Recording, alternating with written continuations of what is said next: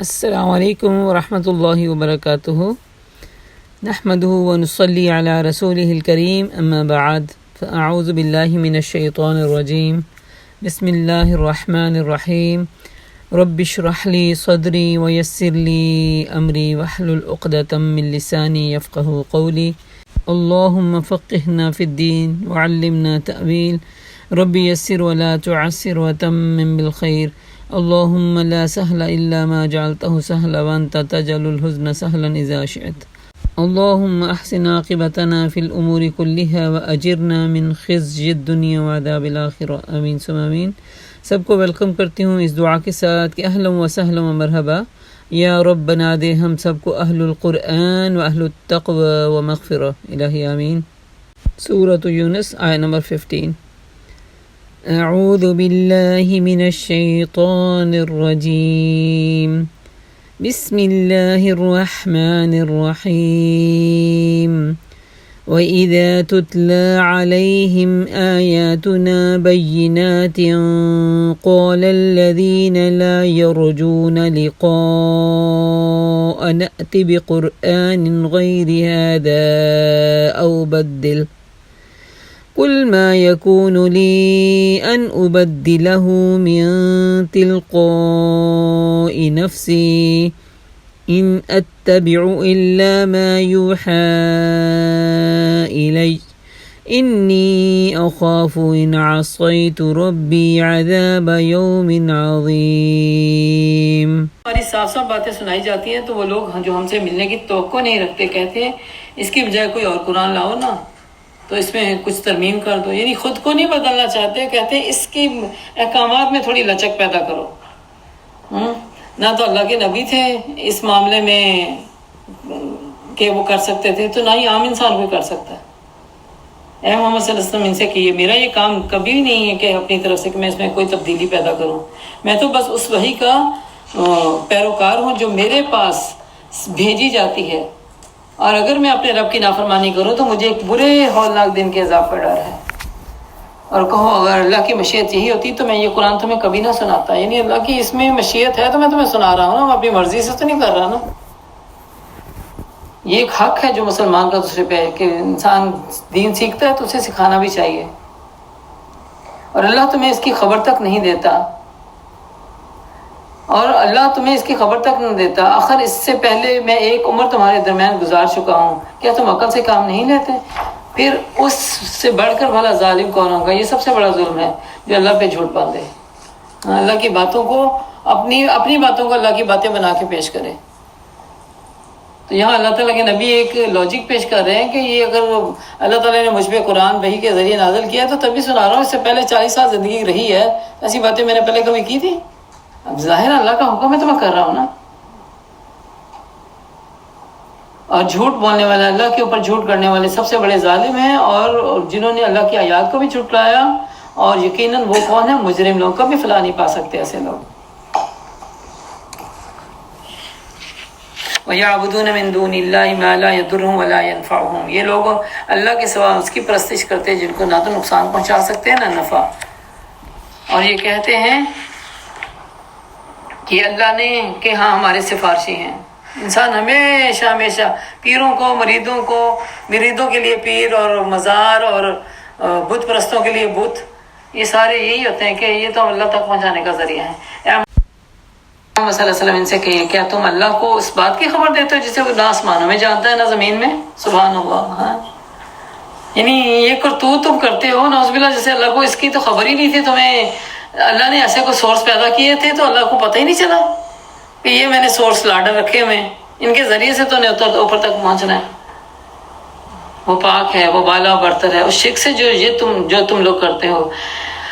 ابتداءً یعنی شروع میں سارے انسان ایک ہی امت تھے، وما كان الناس الا امة واحدة فاختلفوا، اور ایک امت ہونے کے بعد پھر انہوں نے کیا کیا؟ اختلافات پیدا کیے، عقیدے میں مسلک بنا لیے، انہوں نے مختلف عقیدے اور مسلک بنا لیے۔ اگر تیرے رب کی طرف سے پہلے ایک بات طے نہ کی گئی ہوتی تو جس چیز میں وہ باہم اختلاف کرے ان کا فیصلہ تو کر ہی دیا جاتا۔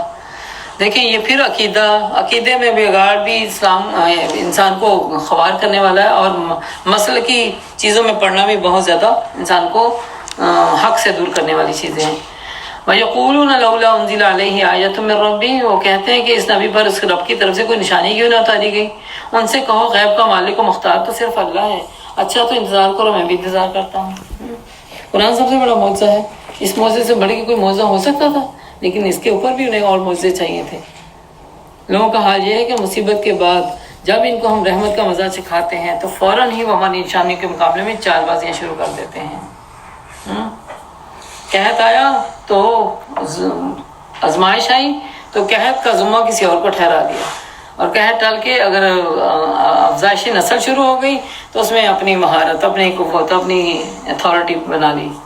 تو یہ چال بازیاں ہیں. ان سے کہو اللہ اپنی چال میں تمہارے اوپر زیادہ تیز ہے.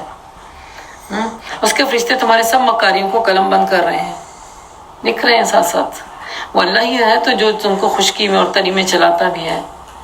چنانچہ جب تم کشتیوں میں سوار ہو کر بعد موافق پر فرحاں شادہ سفر کرتے ہو، یعنی مخالف سمت میں سفر کرتے ہو جبکہ ہوا دوسری طرف آ رہی ہوتی ہے، پھر یکا یک بعد مخالف کا زور ہوتا ہے اور ہر طرف سے موجوں کے تھپیڑے لگتے ہیں، یعنی اپوزیشن ہو جاتی ہے زیادہ، اور مسافر سمجھ لیتے ہیں کہ اب طوفان میں گھر ہی چکے ہیں.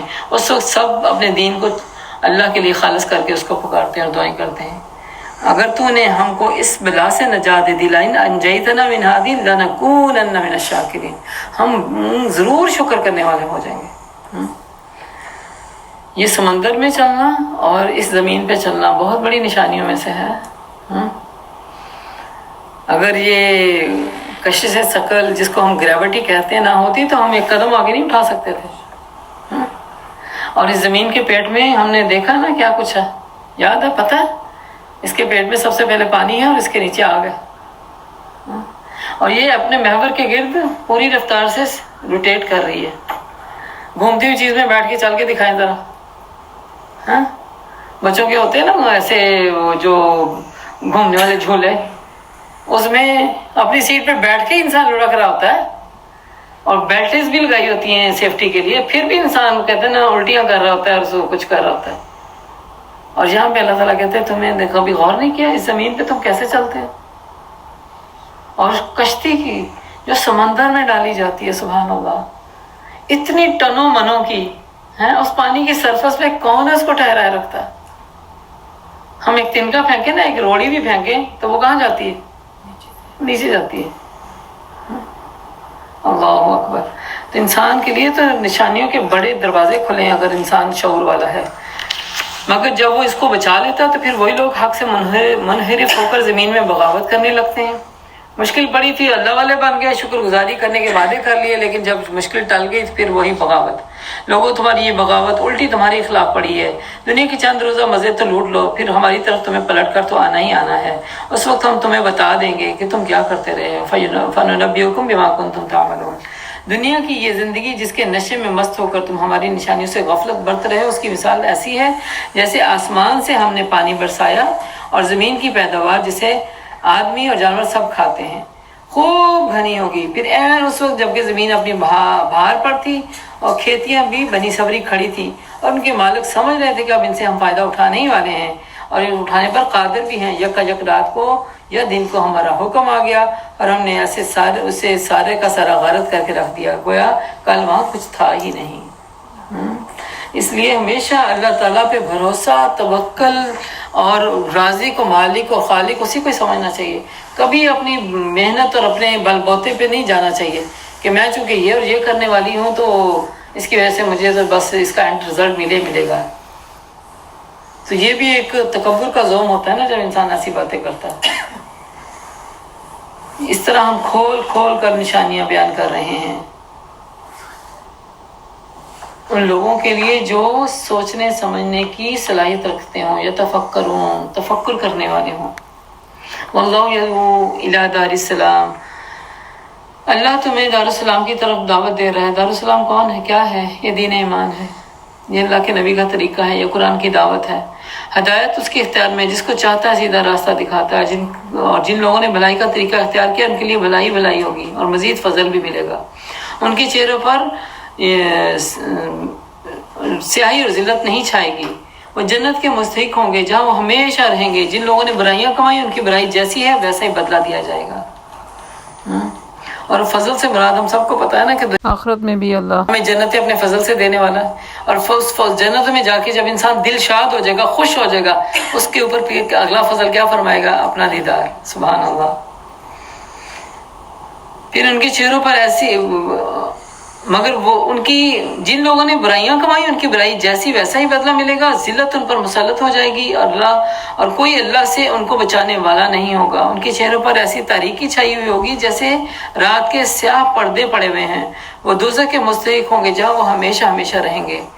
جس روز ہم ان سب کو ایک ساتھ اپنی عدالت میں اکٹھا کریں گے، پھر ان لوگوں سے جنہوں نے شرک کیا کہیں گے ٹھہر جاؤ تم بھی اور تمہارے بنائے ہوئے شریک بھی. اب ہم ان کے درمیان سے اس اجنبیت کا پردہ جو ہٹا دیں گے اور ان کے شریک کہیں گے تم ہماری عبادت تو نہیں کرتے تھے. جن کو دنیا میں بڑا بڑا بنا کے رکھا ہوا تھا نا، وہ منکر ہو جائیں گے، کہیں گے تم ہماری عبادت کرتے تھے، ہمیں تو پتہ ہی نہیں تھا. ہمارے اوپر مہربان تو اللہ ہی کافی ہے. اب جن کے آسرے پہ اللہ کو چھوڑا ہوا تھا نا، اللہ کے دین کو چھوڑا ہوا تھا، نبی کی سنتوں کو چھوڑا ہوا تھا، اب وہ منکر ہو رہے ہیں اور وہ جواب دے رہے ہیں کہ اس وقت میرے اور تمہارے درمیان تو اللہ ہی کافی ہے. اگر تم ہماری عبادت کرتے بھی تھے تو ہم تمہاری اس عبادت سے بالکل بے خبر تھے، ہمیں کیا پتا، تم ہمیں مان رہے تھے. اور یہ جو منہ سے بولتے نہیں، بت جنہوں نے بنائے ہوئے، چاہے نفس کے بت ہوں یا عبادت کے دوسرے بت ہوں، وہ بھی اللہ ان کو یہ زبان دے دے گا نا. اس وقت ہمیں زبان ملی ہوئی نہیں، یہ زبان بول رہی ہے اور ہمارے لیے بہت تعجب ہے کہ یہ اسکن بھی بولے گی، اس کو اللہ سیل کر دے گا. یہ آنکھیں بھی بولیں گی، کان بھی بولیں گے. اور یہ پھر یہ چونکہ اللہ نے اس کو بھی طاقت دی بھی نا بولنے کی، اور یہ اپنے مدعے پہ آنے نہیں دیتی. اتنی شاطر ہے کہ مدعے پہ آنے نہیں دیتی. 100 طویلیں، 100 جھوٹ ہیں، 100 ہیلے وسیلے ہیں. پھر اللہ اس کو سیل کرے گا اور یہ اسکن اور یہ آنکھیں اور یہ کان اور یہ سارا کچھ بولیں گے. اور یہ منہ پھر یہ اٹھ کے کہے گا، زبان اٹھ کے کہے گی کہ تم بڑے، میں تم کو بچانے کے لیے یہ تعویلات کر رہی تھی، تم نے تو مجھے پھنسا ہی دیا، تم کیسے بول سکتے ہو بھلا. اللہ تعالیٰ پھر یہ آتا ہے سورۃ آگے ہمارے 26ویں پارے میں کہ اللہ تعالیٰ صاف واضح بیان کرتے ہیں کہ پھر وہ کہیں گے کہ جس طرح تجھے دنیا میں طاقت دی گئی تھی نا. اب دیکھیں جو دابۃ الارض ہے، جو آ کے زمین میں انسانوں کو رہبری کرے گا، آج دنیا میں کوئی دیکھا ہے؟ کارٹونوں میں تو دیکھ کے ذہن تیار کر دیا کہ جانور بولتے ہیں، ہے نا. آج ٹیکنالوجی نے یہ تو تیار کر دیا کہ جانور بولتے ہیں، لیکن ایکچوئل میں ہم نے جانور کو بولتے ہوئے نہیں دیکھا، اللہ ماشاء اللہ کہ یہ طوطوں کو بلوایا جاتا ہے اپنی سکھلان کے ساتھ. تو مگر وہ جانور بولے گا تو کیا انسان کو حیرت نہیں ہوگی؟ تو قیامت والے دن بھی یہ حیرت میں جانے والے ہیں. اور وہ معبود کہیں گے ہمیں تو نہیں پتا، اگر تم عبادت کرتے تھے ہم تو بالکل بھی خبر ہے. اس وقت ہر شخص اپنے کیے کا مزہ ضرور چکھے گا، سب اپنے حقیقی مالک کی طرف پھیر دیے جائیں گے اور سارے جھوٹ جو انہوں نے گھڑ رکھے تھے تو گم ہی ہو کے رہ جائیں گے. ان جھوٹوں کا کوئی انہیں فائدہ نہیں ملنے والا. قل من یرزقکم من السماء والارض. اللہ کی پہچان کے لیے کہ تمہیں یہ کافی نہیں کہ تم ان سے ذرا تھوڑی اویئرنیس کے لیے پوچھو تو صحیح، آسمان زمین کا خالق کون ہے، رازق کون ہے؟ یہ سماعت اور بینائی کی قوتیں کس نے اختیار کی ہیں، کس کے اختیار میں ہیں؟ کون بے جان سے جاندار کو نکالتا ہے، جاندار سے بے جان کو نکالتا ہے؟ کون اس نظم عالم کی تدبیر کر رہا ہے؟ وہ ضرور کہیں گے اللہ. کہو تو پھر تم حقیقت کے خلاف چلنے سے پرہیز کیوں نہیں کرتے؟ تب تو یہی اللہ تمہارا حقیقی رب ہے، پھر حق کے بعد گمراہی کے سوا اور کیا باقی رہ گیا؟ آخر تم کدھر کو پھرائے جا رہے ہو؟ نبی صلی اللہ علیہ وسلم دیکھیے اس طرح نافرمانی اختیار کرنے والوں پر تمہارے رب کی بات پکی صادق ہو جائے گی اور وہ مان کے نہ دیں گے. صادق آ گئی اور وہ مان کر نہیں دیں گے. یعنی انسان تھوڑی سی بھی عقل رکھتا ہو نا، جہاں انسان ان معاملات میں اپنے آپ کو فیل سمجھتا ہے، اپنے بڑوں کو فیل سمجھتا ہے، تو پھر کون سی چیز ہے جو رب تک نہیں پہنچانے دیتی ان کو. اگلا چیلنج، ان سے پوچھئے تمہارے ٹھہرائے ہوئے شریکوں میں کوئی ہے جو تخلیق کی ابتدا کرتا ہوں اور اس کے بعد اس کو دوبارہ پیدا بھی کر سکتا ہوں؟ کہو وہ تو صرف اللہ ہے جو تخلیق کی ابتدا بھی کرتا ہے اور اس کا اعادہ بھی کرتا ہے. پھر تم کس الٹی راہ پہ چلائے جا رہے ہو؟ قل هل من شرکائکم من یہدی الی الحق. ان سے پوچھئے تمہارے ٹھہرائے شریکوں میں کوئی ایسا ہے جو حق کی طرف رہنمائی کرتا ہو؟ کہو وہ تو صرف اللہ ہے جو حق کی طرف رہنمائی کرتا ہے. پھر بھلا بتاؤ جو حق کی طرف رہنمائی کرتا ہو وہ اس کا زیادہ مستحق ہے کہ اس کی پیروی کی جائے، یا جو خود راہ سے نہیں پاتا کہ اس کی پیروی کی جائے، الا یہ کہ اس کی رہنمائی کھو جائے. یعنی اصل ہدایت کی طرف لے کے جانا والا تو صرف اللہ ہے نا. تو جن کے پاس یہ سہارے جو لوگ بناتے ہیں ان کے پاس اگر وہ لیڈ کرنے کی کوالٹی نہیں ہے یا اس طرح کی ہدایت دینے کا کوئی ذمہ نہیں ہے تو پھر ان کو پلٹ آنا چاہیے اور ایک اللہ کو مان لینا چاہیے. آخر تمہیں ہو کیا گیا ہے؟ کیسے تم الٹے فیصلے کرتے ہو؟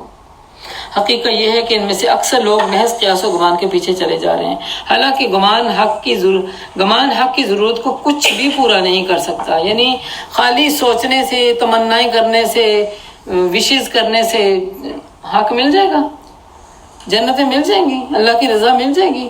جو کچھ یہ کریں اللہ ان کو خوب جانتا ہے. یہ قرآن وہ چیز نہیں ہے جو اللہ کی وحی تعلیم کے بغیر تصنیف کر لی جائے، بلکہ یہ تو جو کچھ بھی آ چکا ہے خالص تصدیق اور کرنے والا اور کتاب تفصیل ہے.